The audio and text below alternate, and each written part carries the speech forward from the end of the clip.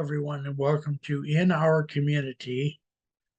Today, we're going to be studying a European poet named Czeslaw Milosz, and I hope I'm pronouncing it well enough.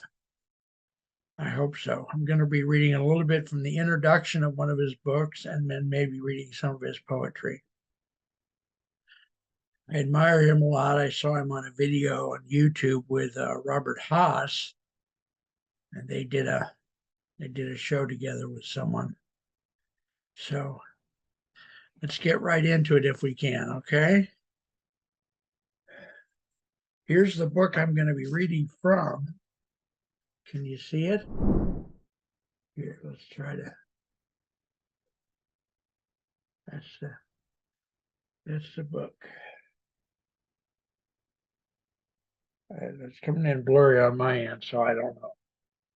Anyway, it's called Czeslaw Milosz, winner of the 1980 Nobel Prize for Literature, The Collected Poems. And like I say, I'm going to read a little bit of the introduction first, and then read a few poems. All right, so I think the introductions of books are important. I know a lot of people skip them, but I don't. And this introduction is called the preface. This volume was prepared at the initiative of Daniel Halpern, director of Echo Press, and is the result of his proddings. It embraces poems in translation, published previously in 4 volumes. And the 4 volumes are Selected Poems, Bells in Winter, The Separate Notebooks, and Unattainable Earth, as well as new poems and many older poems translated here for the first time. The material is organized chronologically, following the contents of the original volumes published in Polish. Thus, the divisions of the English volumes have been abandoned. The title Collected Poems is not intended to suggest that all my poems are here, for many have been eliminated either because there was no satisfactory English version or because they had never been rendered into English.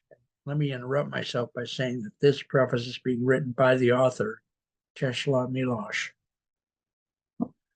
Okay. The number of poems taken from particular volumes varies.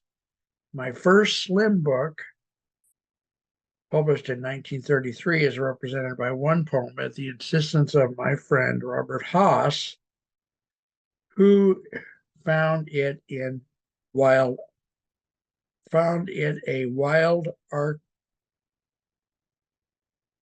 anarchistic energy.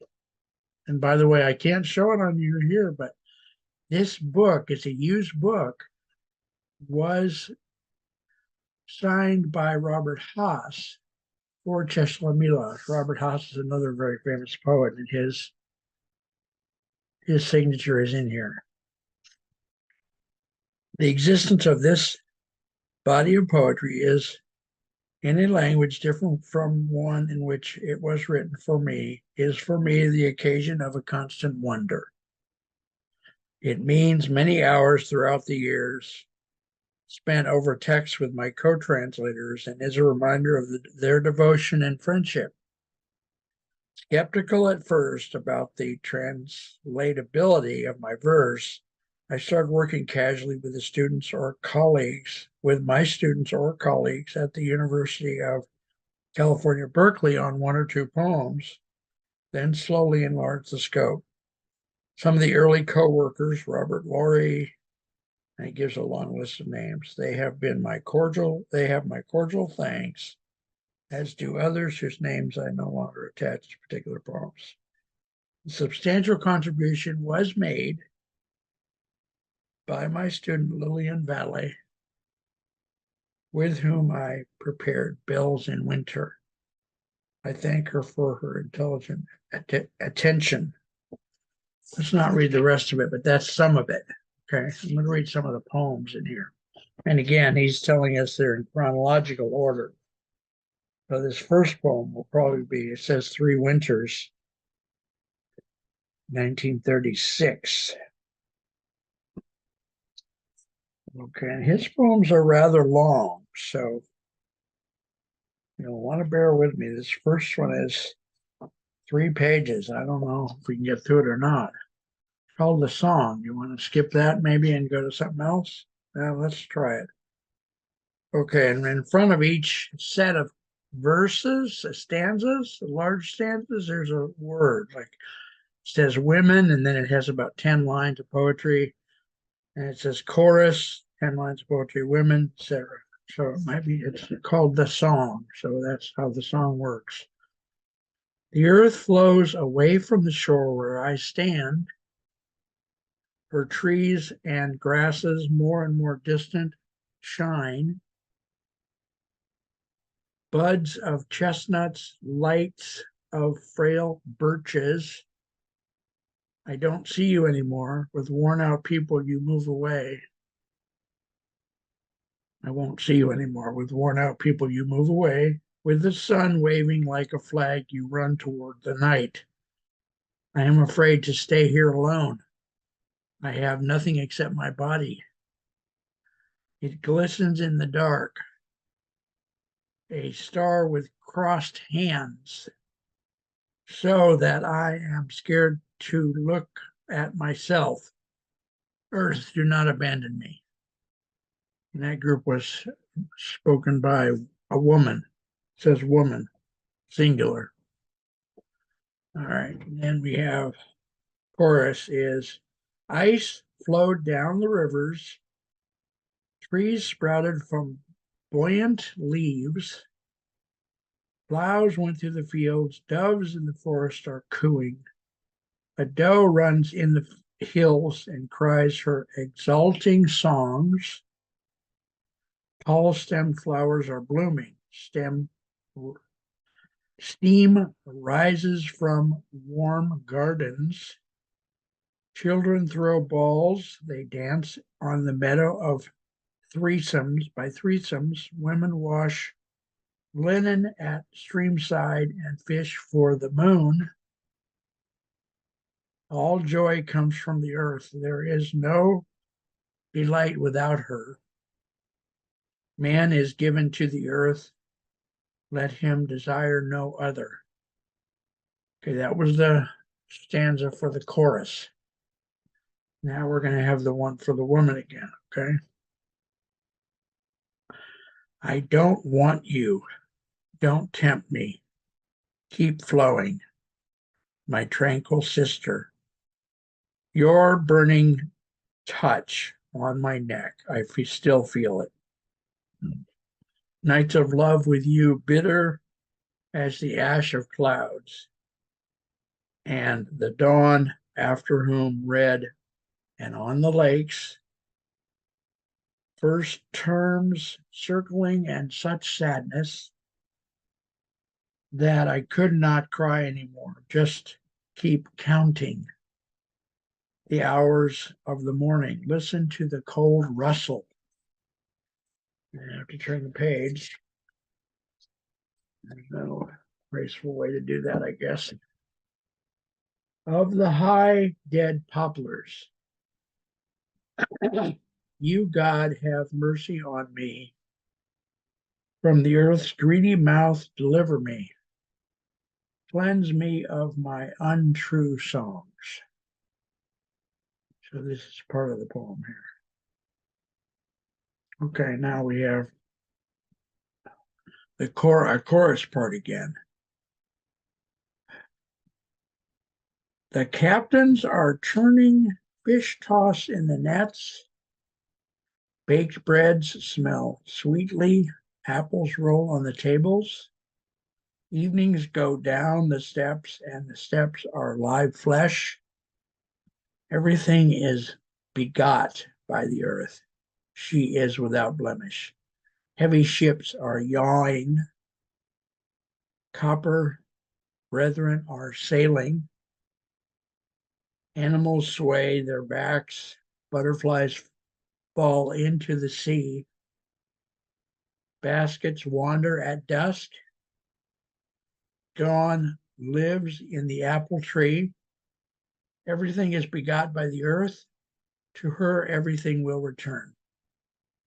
And then the woman part again. Oh, if there were in me one seed without rust, no more than one grain that could perdure, P-E-R-D-U-R-E, perdure, I could sleep in the cradle, leaning by turns, now into darkness, now into the break of day. I would wait quietly till the slow movement ceases and the real shows itself naked suddenly, till a wildflower, a stone in the fields stare up. A stone in the fields stare up with a disk of an unknown new face. Then they who live in the lies. Then they who live in the lies, like weeds, at the bottom of a baize wash, would only be what pine needles are.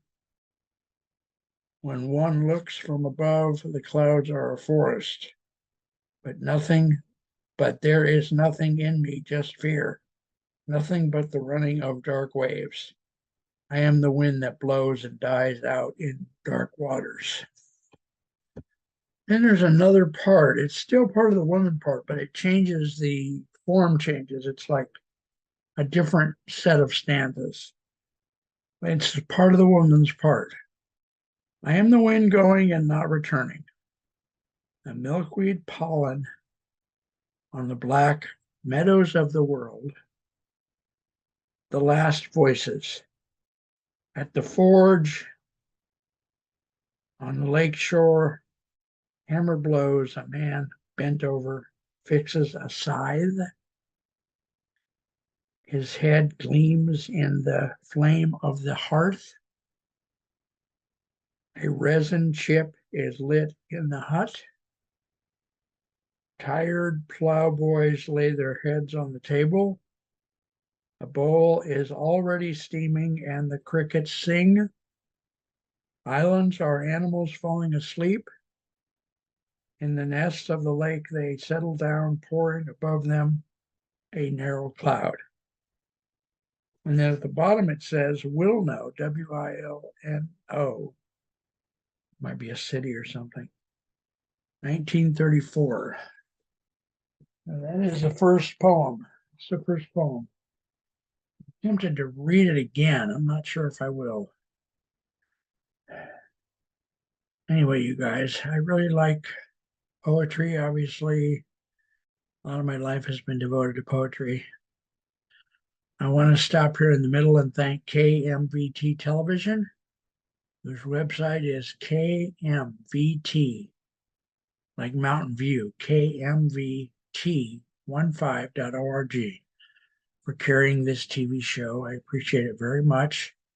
I'm going to move over here and get a soft drink, but you're not allowed to see the glass. That's part of the rules on TV, on our TV station at least. Oh, boy, okay. I don't know if I'll read that one. That one's kind of long. I think I might read something shorter, but maybe read it twice. I know I made mistakes in that poem and I apologize.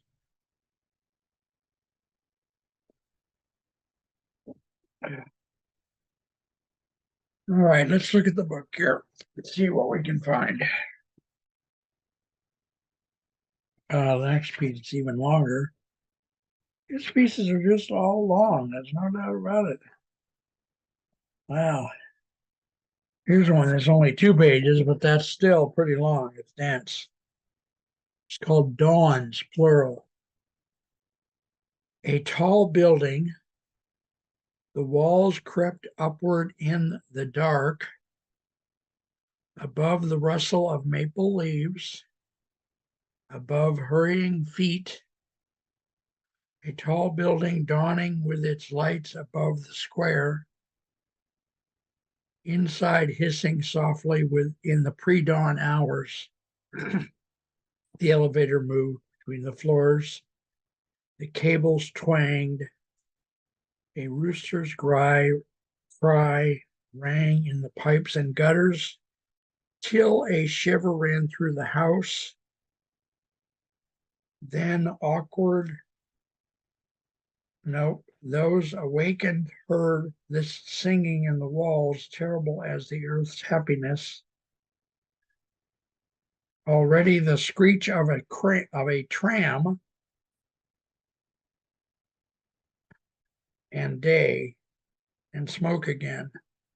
Oh, the day is dark above us, who are shut up in our rooms. Flocks of birds fly by in a whir of flickering wings. Not enough.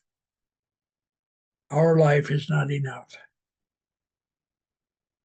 I'd like to live twice on this sad planet, in lonely cities, in starved villages, to look at all evil, at the decay of bodies,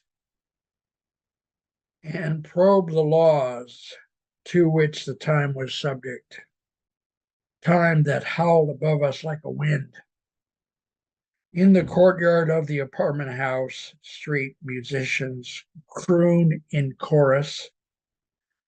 The hands of listeners shine at the windows. She gets up from her rumpled sheets. In her dreams, she thought of dresses and travel. She walks up to the black mirror. Youth didn't last long. Nobody knew that work would divide a day into great toil and dead rest. And the moon would pause every spring above the sleep of the weary ones. In our hearts, heaving, beating, no spring for us anymore, not love, to cover up one's thighs. Let them not, with their lacing of thin purple veins, remember this child rushing down the staircase, this child running down the gray sidewalk. Laughter can be heard in the distance. Anew, everything the child will discover anew, and down in an immense, empty, frosty road, through a space ringing with the thunder of the pulse. Her child will go, and time will howl. Standing naked in front of her mirror, the woman lightly swipes away 2 tears with her handkerchief and darkens her eyebrows with henna. And again, the city is Wilno, W-I-L-N-O, 1932. So thank you very much. We have about 9 minutes left in the show. So I'm gonna just take a little break, but I don't want to stop this. I gotta take a break. I'm right here. Gonna blow my nose, take a drink. Gotta read a few more things to you.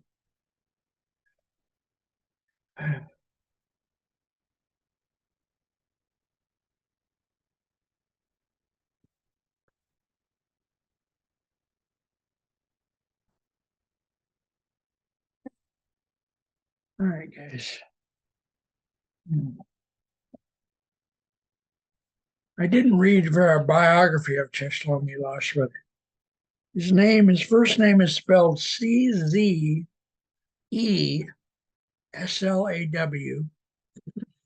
Let me repeat that. Czeslaw. And his last name is Milosz. Milosc. The winner of the 1980 Nobel Prize for Literature. So Some of these poems are so very long. I can't realistically start them. Boy, they're long. Geez. Let's try this one. This one's now. These last two have been from a book or something of the section. It's called "Statue of a Couple."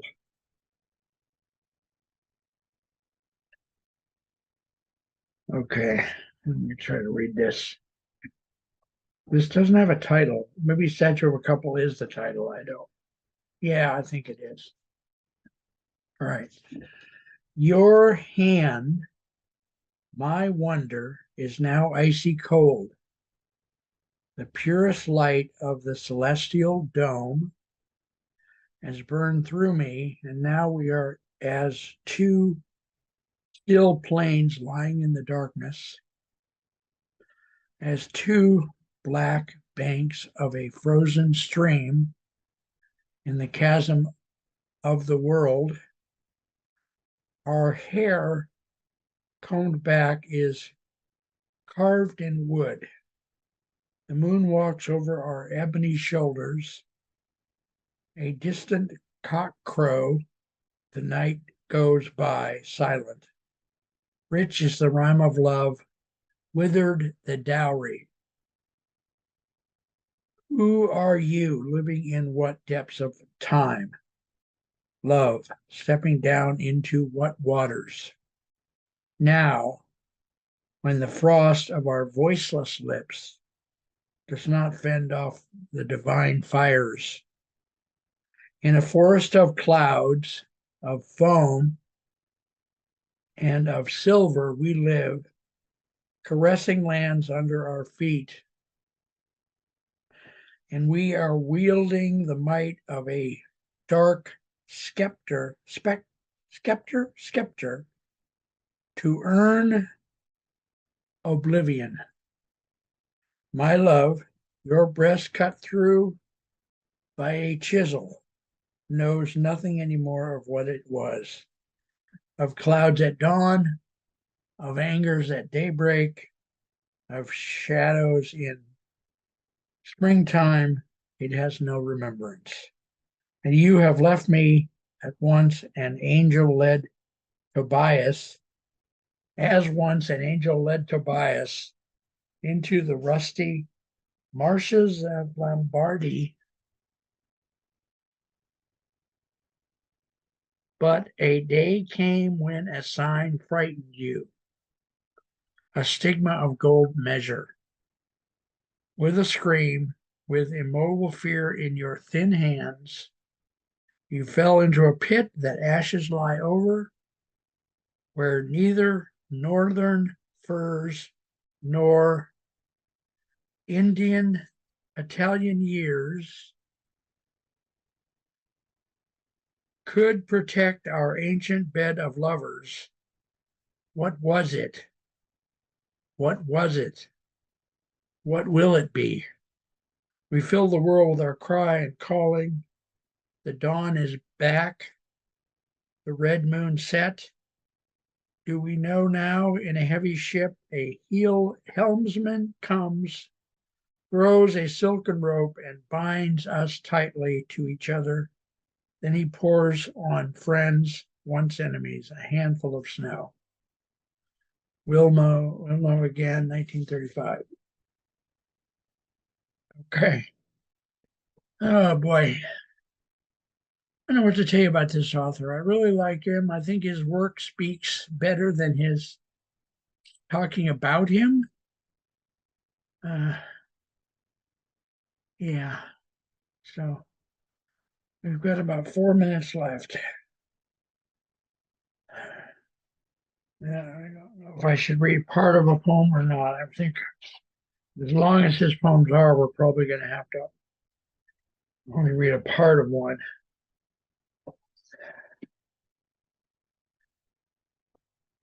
Uh,